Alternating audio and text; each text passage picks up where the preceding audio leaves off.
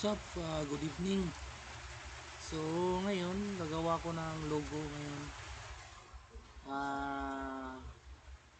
Mabilisan lang na paraan. So, first, hanap tayo ng ng picture. Siyempre ako, naka-download na ako. Nandoon na sa file ko. So, hanapin ko muna open. Okay, wait lang tayo ha.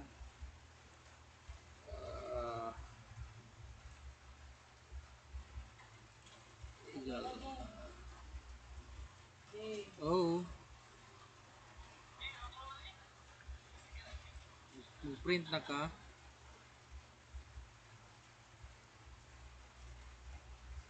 So, na-open na natin guys, no? Ito ang ating gagawin na i-trace natin na logo. So, sa akin, hindi na ako mag-trace nito. Meron tayong mabilisan na paraan. So, punta tayo sa punta tayo sa dito, highlights natin ito muna. Ayan,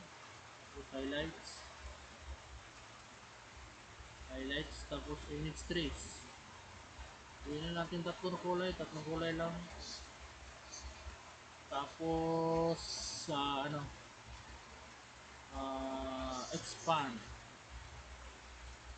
Okay, kuha na natin. Expand.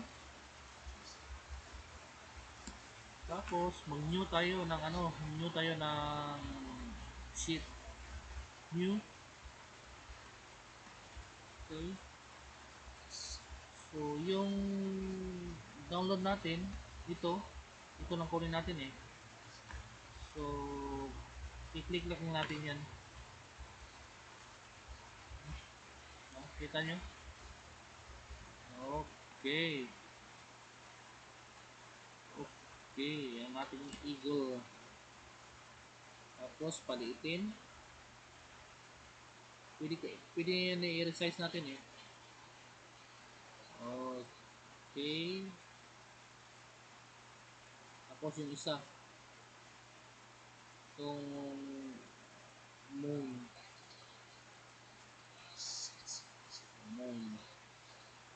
Hilayan lang natin papunta doon sa blanco.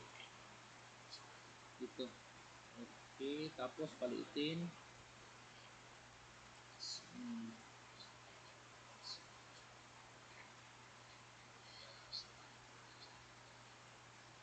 Palakihin konti. Pero huwag niyong kalimutan mag-hold ng Alt at saka Shift para palakihin natin, para balance ang paglaki niya. Hold kayo ng Alt at saka Shift. Okay. Parang ganun yan. Okay, tapos na. Logo na yan.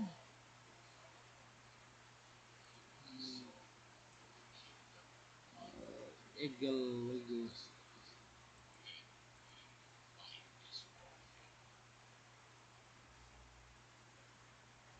Okay, what's up? Siyempre, kulayan natin yan para maiba. Para ma-change. Kulayan natin yan.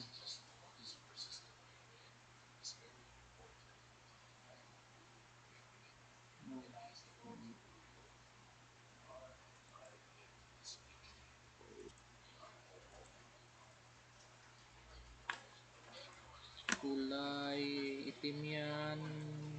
Change natin ng ng kulay ng gusto kulay natin. So kaya blue, pink. So nasa inyo na kung anong gusto kulay na gamitin niyo. Sa akin gusto ko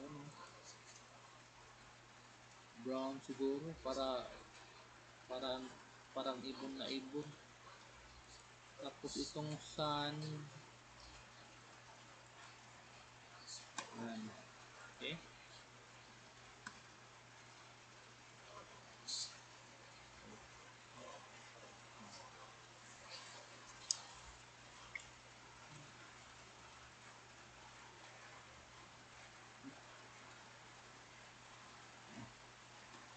Siyempre, insert natin ang ating pangalan na ating pangalan para ating pangalan na logo.